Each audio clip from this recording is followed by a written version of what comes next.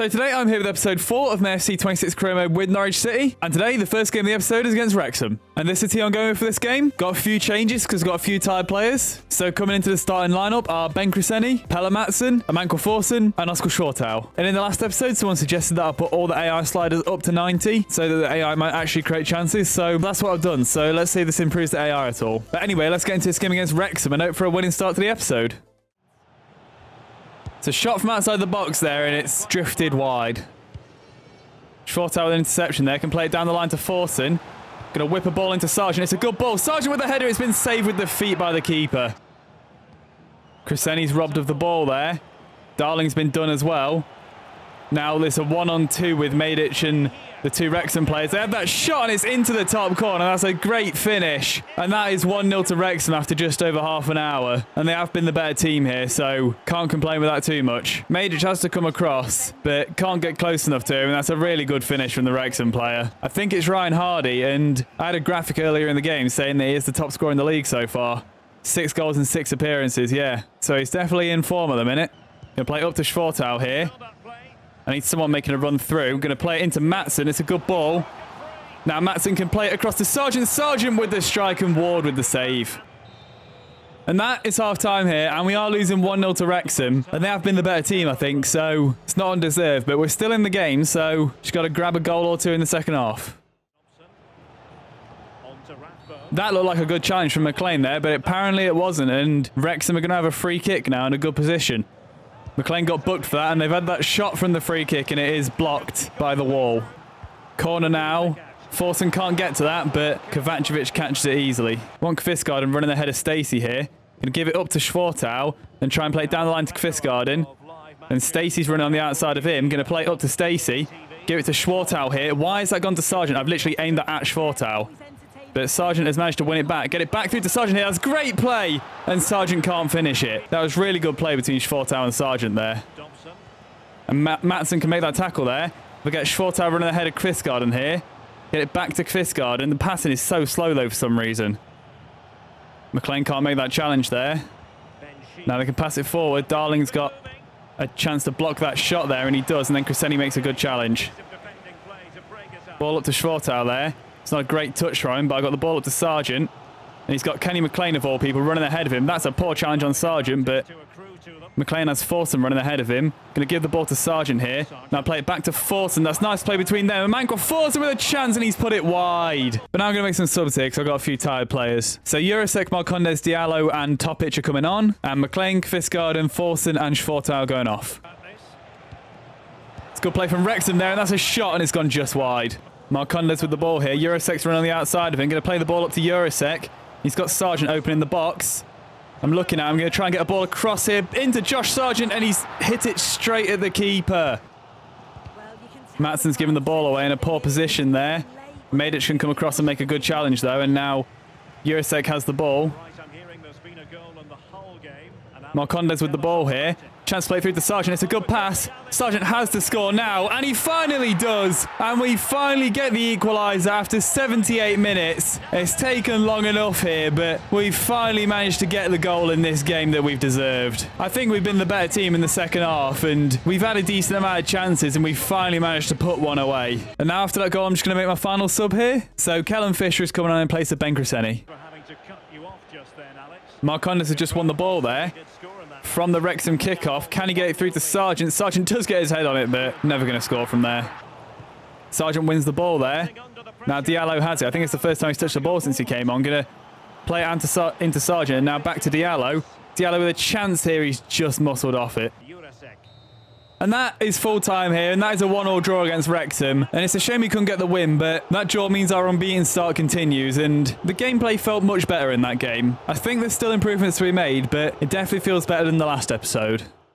I just got 3 emails here telling me that players were wanting me to discuss their contracts with them, but never had emails in the first place about this. So EA, if you want to fix that glitch, that'd be much appreciated. And now we've got the second game of the episode here in the Carabao Cup against Rotherham. And this is the team I'm going with for this game, going with the 4-3-3 again. And it's sort of a mix between my second team players and whoever's fit, really, especially the wingers, because Diallo is my only fully fit winger, and Jurasek is the next most fit. And his sharpness is really low, and that's an issue I'm having with the wingers so far, because the wingers lose so much much more stamina than everyone else. I've got to keep them on recovery on training the whole time, and their sharpness just goes down loads, even though they're playing loads of games. Like, the sharpness should go up more if they're playing more matches. It shouldn't be just dictated by training. But anyway, this is the team I'm going for, so let's hope to get through to the next round of the Cup.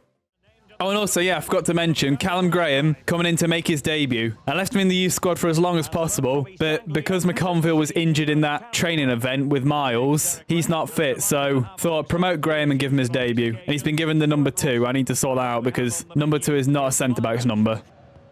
Ball up to Sienats here. Going to give it to Jurasek. Jurasek with the ball in the box. Chance to hit a shot with Jurasek, and that's a good save from the keeper, tipping it over the bar. Mahova with the ball here, going to play it across to Gibbs in midfield. I was looking for that run from Jurasek, but wasn't available. Going to go back to Liam Gibbs, though. Trying to step it through to Jurasek now. It's worked. Going to get it back to Gibbs. Gibbs with a toe poke, and it's gone past the keeper. It's not the type of shot I was expecting, but Liam Gibbs puts us in the lead of this game. It's a nice ball from Jurasek just to flick it back to him, and it's a really unorthodox finish, and the keeper's got to do better. It is right next to him. I was surprised it went in, to be honest, but that is 1-0 to Norwich. Graham can't make that tackle there, but the shot is put wide. Diallo with the ball here. Want him running forward. Mahovo can get the ball up to him. It's a good pass. Now ball forward to Sienats. Going to play it one more to Diallo again. That's a nice play. Diallo can go back to Sienats here. That's an awful pass from Diallo. I swear this year they were meant to have improved the passing and making it more snappy. And that was just an awful ball. Just miss-hit. Jurasek with the ball here. He's got Sienats running ahead of him. I'm just going to clip the ball over. He's not going to make it to that, or he is actually. Jurasek's going to shoot, and it's been blocked. Diallo with the ball here. Want Mahovo running outside of him. It's a good ball. Now Mahovo can put a ball in. It's too close to the keeper.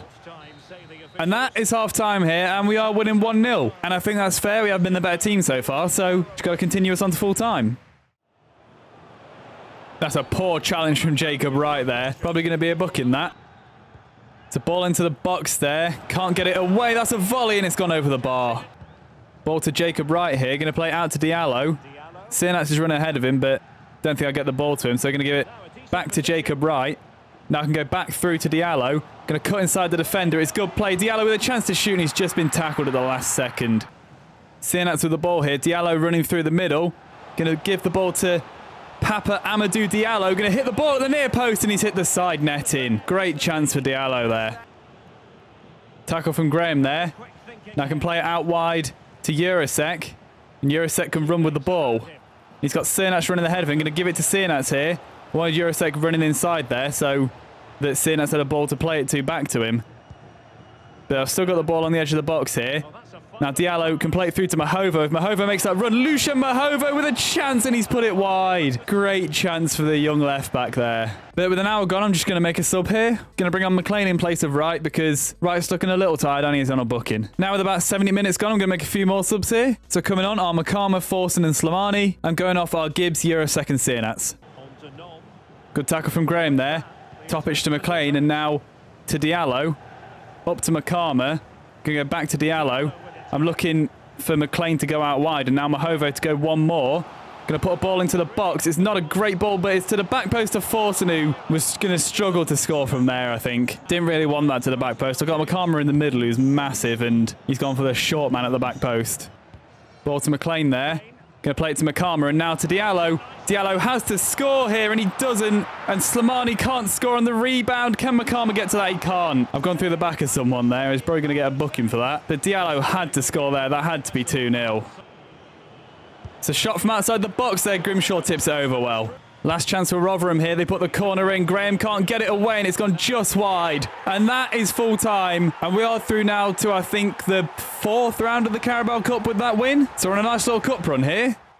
Got another one here complaining that I've not addressed his contract, even though I never got a message about it. So if this happens to every player, it's just going to tank my morale, isn't it? And now we've got the 3rd game of the episode here against 10th place Stoke. And this is the team I'm going with for this game. Going to stick with a 4-3-3 because I want to give it a go in a league game. And once again, struggling for fitness on the wings. I've had to bring Spring it onto the bench because Diallo's got like 65 stamina and Jurasek's sharpness is awful, and so is his fitness. Because for some reason, sharpness just isn't going up even when you're playing matches. Like if he's playing matches, I should be able to sacrifice the sharpness a bit in training training so I can get his energy back up, because you get match sharpness through playing matches, but apparently you only get it through training for some reason. Or that's how it's effective most. Like, playing matches doesn't affect it much for some reason. Even though Eurosex played every game in the league pretty much, his sharpness is still awful, which makes no sense. But anyway, let's get into this game against Stoke and see if we can continue our unbeaten start to the season.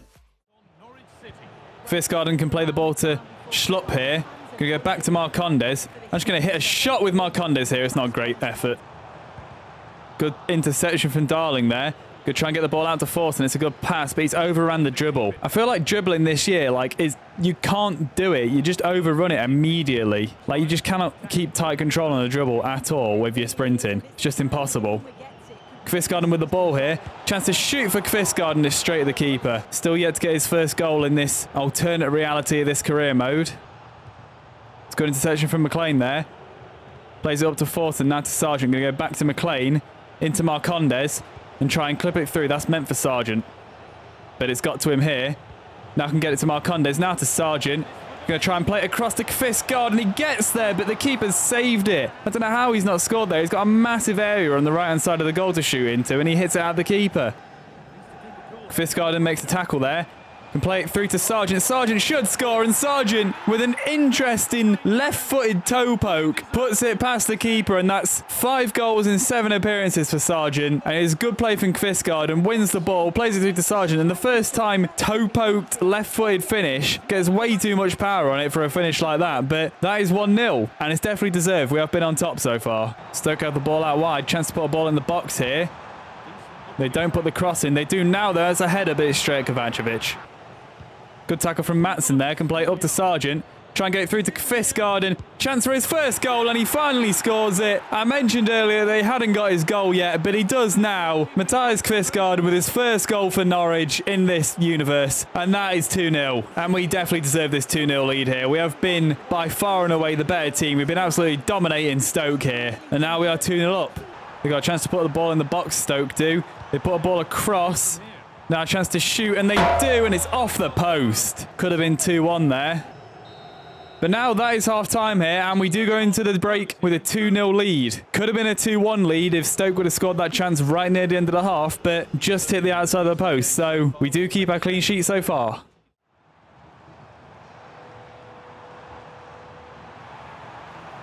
He's running all the way through us here. He's ran all the way and scored. That's a great goal from that Stoke player. Just couldn't get near him. And now that is 2-1. Stoke have a goal back. That is a great finish as well. Good tackle from Pelle Maatsen there. Gets it up to Forson. And Forson has Sargent running ahead of him. Sargent is in on goal here. Plenty of time to pick his spot, and the spot he picked was the goalpost. He had so much time there. I'd have put my house, my mortgage, someone else's house and someone else's mortgage, maybe a whole street. I'd have put that all on Sargent scoring that goal, and he didn't do it. Now Forson, oh my God, what is that first touch? That's what I mean about the dribbling. The first touch is awful. I think what I might do is decrease the first touch control error in the sliders, because it's literally impossible to do anything. Like, that first touch, what am I meant to do about that? Now they got a ball through here. It's a shot there, and Kovacevic saves it. I wonder, am I going to live to rue that missed chance from Sargent, which he really should have scored? Like, Josh Sargent does not miss them. I can't believe he did. Good tackle from McLean there. Going to slip it down the line to a man called Forson. He didn't lock on at first. But now I'm looking for a chance to put the ball into the box. Good chance to cross it now. Kvistgaarden can't get to it. It's dropped to Maatsen. Now going to give it to Marcondes, into Kvistgaarden, going to shoot on the turn, saved by the keeper. Sargent on the rebound, that's saved by the keeper as well. But now with 70 minutes gone, I'm going to make some subs here. So coming on are Slimane and Jurasek, and going off are McLean and Forson. Kvistgaarden's also tired, but he's having a good game, so I don't want to sacrifice him for Springett just yet. Now Marcondes can swing this corner in here. It's quite close to the edge of the box, it's quite far out. But it's dropped to Schlupp, now to Kvistgaarden. I probably should have hit a shot with Kvistgaarden there. But it's gone back to Schlupp now. I'm going to hit a shot with Schlupp, and it's gone wide. Stoke had the ball in the box here. That's a shot there, and it's an awful effort. It's blazed over the bar. And that is full time here, and we do beat Stoke 2-1. They were much better in the second half, and we just couldn't quite get the third goal, so had to hold on for the 2-1 win, but we did manage it. But now we've got some new scout reports here, so we'll finish the episode by looking at these. And in England, we've got some decent looking players. So we've got Scott Long with a decent potential and a good overall, so we're going to sign him. Then we've got Joseph Perkins, whose potential isn't very good, but his overall looks pretty decent, so we're going to sign him as well. And then we've got Dan Brewer, who's got a really good potential, so we're going to sign him as well. Then I'm going to reject the rest. And then in Wales, none of these are worth signing. And then in Scotland, we've got Patrick Milne, who has a pretty good potential, so we're going to sign him. We've got Lewis McLean, whose overall is really low, but he's got a decent potential, so sign him for now and see how he grows. He's only 14, so his overall will grow a lot, I guess. And then we got Duncan Gunn, who for a 17-year-old does have a pretty low overall, but his potential's good, so we're going to sign him as well. Apparently I'm not. I've already got too many players in my youth team, so I guess I've got to trim it down a bit. Okay, got a few players with decent overalls but low potential, so I think I might just sign them up to the senior squad. So Alfie Horton is the only one I'm actually going to sign up. But I'm also going to release Lewis McLean, who I've only just signed, because even though he's 14, 48 is too low of an overall. So now I can sign Duncan Gunn, and I'm going to reject the rest. But now that is the end of this episode here, and it's another good episode today. And even though I still haven't lost yet, the gameplay felt better than the last episode, and the AI definitely feels better. So I think I just need to make a few more tweaks, but we're definitely getting there on the sliders. But anyway, if you enjoyed this episode, leave a like. If you want to carry on watching this series, subscribe, and I'll see you in the next one.